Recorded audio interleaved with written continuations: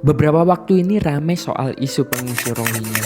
Mulai dari kabar beberapa pengungsi Rohingya yang datang secara ilegal, kemudian ada pengungsi-pengungsi Rohingya yang meresahkan masyarakat, sampai terakhir mahasiswa mengusir pengungsi-pengungsi Rohingya.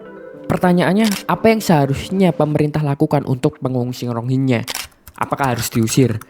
Atau dibuatkan pulau tersendiri?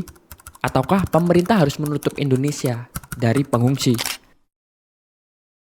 Sebelum kita membahas langkah ke depan yang seharusnya diambil pemerintah, sebelumnya kita harus paham terlebih dahulu bahwa pengungsi Rohingya ada di Indonesia sekarang itu adalah sebuah konsekuensi dari kebijakan yang diambil oleh pemerintah di masa lampau. Ya, kejadiannya dimulai semenjak peristiwa Myanmar yang tidak mengakui suku Rohingya sebagai suku asli Myanmar.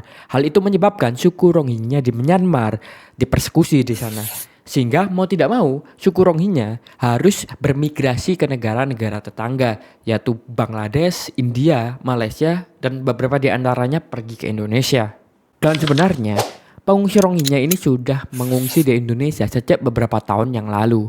Bahkan di tahun 2015, pengungsi Rohingya juga sempat ramai karena beberapa pengungsi datang ke Indonesia.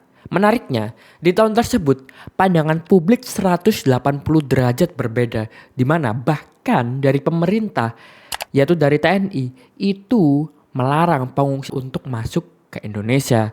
Sedangkan sebaliknya, masyarakat pada tahun 2015 itu menginginkan agar pengungsi Rohingya di Indonesia itu tidak diusir. Bukan tanpa alasan sebenarnya TNI melakukan hal tersebut. Karena di tahun 2015 itu belum ada payung hukum yang mendasari diterimanya pengungsi di Indonesia. Dan karena kejadian itulah di tahun 2016 Presiden Jokowi mengeluarkan peraturan presiden yaitu Perpres nomor 125 tahun 2016 tentang penanganan pengungsi dari luar negeri. Dan Perpres inilah yang menjadi dasar hukum bagi lembaga-lembaga negara untuk menerima pengungsi dari luar negeri. Dengan konsekuensi pemerintah Indonesia harus mengurus pengungsi-pengungsi yang ada di sini.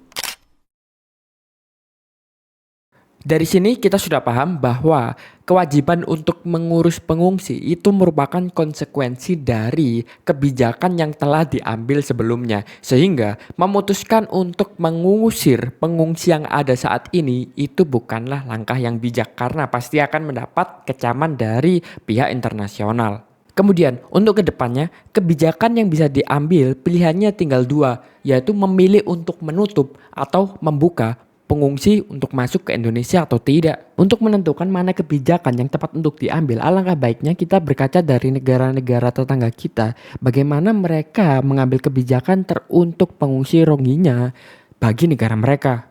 Untuk lebih jelasnya, kita buka peta untuk mengetahui kemana saja kemungkinan pengungsi Rohingya ini pergi ke negara tetangga. Ya, pengungsi Rohingya berasal dari Myanmar, di mana mereka bisa pergi lewat jalur darat ke negara Bangladesh dan Thailand. Lewat jalur laut, mereka bisa menuju ke India, Malaysia, dan tentunya Indonesia. Lebih jauh lagi, mereka bisa pergi ke Australia. Lalu dari berita sudah diketahui, saat ini Thailand dan Australia telah menerapkan kebijakan untuk membatasi datangnya pengungsi dari Rohingya.